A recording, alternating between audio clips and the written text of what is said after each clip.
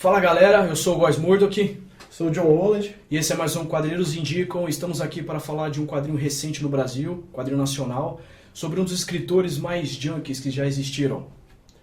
Burroughs. Ela é feita pelo quadrinista, né, João Pinheiro, ele também é artista plástico, e ele pega muito dessa coisa do Burroughs, todo o universo dele. É bem interessante como ele trabalha isso, porque ele vai pegar assim a escrita do Burroughs, os métodos que ele utilizava, faz essa HQ, faz recortes, citações, e ele vai conectando tudo isso e levando numa narrativa básica, assim. Chega a pontos que ele transpõe literalmente o que o Burroughs escreve, né? Para alguns balões e descrições, ele pega o que ele falou literalmente e coloca na HQ. Então, em alguns momentos, até parece algo meio autobiográfico, né? Mas não que seja autobiográfico, é feito pelo João Pinheiro. Mas até lembra porque ele utiliza falas diretamente do autor. Sim. E os desenhos que ele utiliza é muito bom na parte ficcional, quando o Burroughs, né, ele vai indo para uma outra realidade na HQ, e como é desenhado o Burroughs, as situações é muito interessante. É bem interessante que eles fazem aquela coisa que lembra um pouco do que também fazem com Lovecraft, né? Pega algumas criaturas, coisas que ele citou e colocam como easter eggs e coisas dentro do quadrinho. Sem contar que a arte também contribui muito pro clima do que o Burroughs escreve, né? Bom, William Burroughs, ele foi um escritor, ele foi muito referenciado dentro do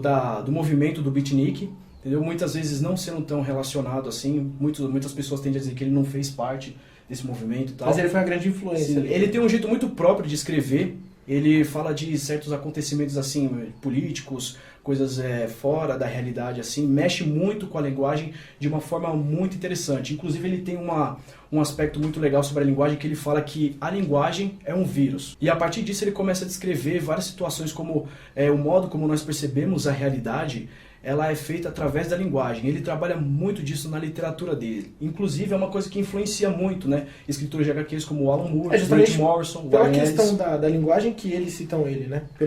Os estudos dele em relação à linguagem fazem esses autores referenciar o Burroughs e estudar ele. Um ponto recorrente muito forte na história do Burroughs é que ele estava com a esposa dele e ele pediu para a esposa segurar uma caneca em cima da cabeça. Ele falou: eu vou atirar, eu não vou errar. E ele atirou, ele não ia errar. Não ia errar.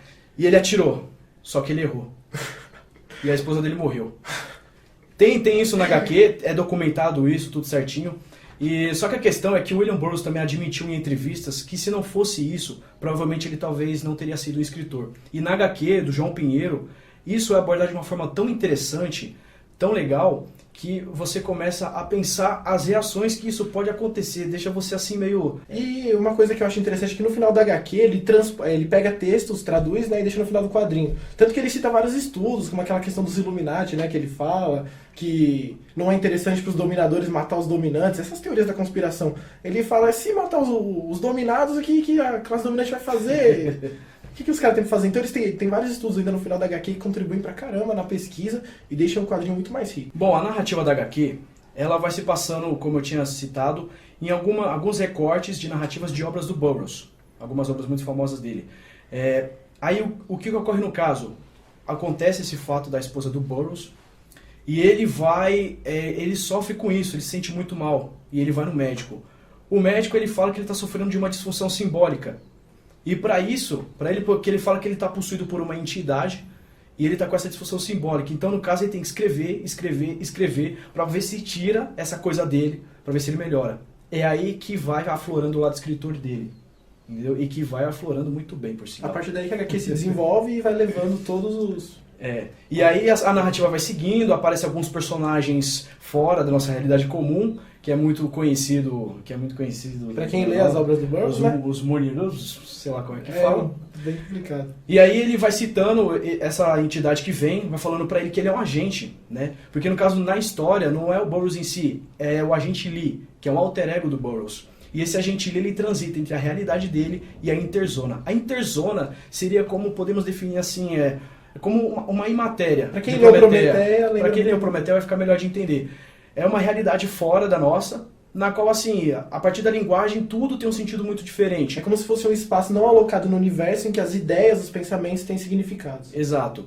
E é muito interessante a loucura que isso vai aflorando e vai fazendo sentido. E ele vai explicando diversos métodos que ele vai utilizando para isso, ele se torna um agente. E é conhecendo o Burroughs que você Isso. entende muito os autores de quadrinhos. Então é uma leitura que não só como quadrinho, mas como referência para você começar a compreender obras que às vezes podem parecer complicadas ou que trazem referências até um pouco obscuras pra gente. Atenção, dica, se você tem dificuldade para ler Os Invisíveis, leia Burroughs. E uma coisa muito interessante também é esse método dele de cut-up, que já era um método cunhado por um outro artista na década de 50, na qual, assim, você recorta trechos, citar um exemplo de jornal, recorta trechos de frases, palavras de jornal, e você realoca isso criando um outro significado. Isso é muito interessante, porque muitas vezes pode ser um significado parecido, como pode ser um significado totalmente nada a ver. E isso mostra pra você como a linguagem pode ser uma coisa muito tênue, entendeu? Uma coisa assim fácil de perder significado. Você pode pegar, por exemplo, discursos políticos, manipulá-los e ver que ele pode ter um sentido totalmente diferente, justamente só porque você alterou isso. Muda totalmente a realidade e o sentido da coisa.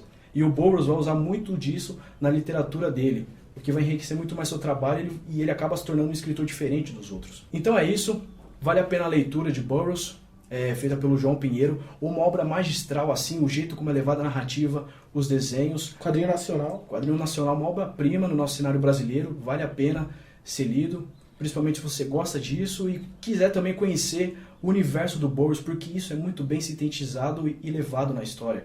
Esse é mais um Quadrinhos Indicam. Curte, compartilha o canal, mostra pro pessoal aí que você conhece os vídeos e principalmente pra galera que quer conhecer o Burroughs. Então é isso aí, valeu.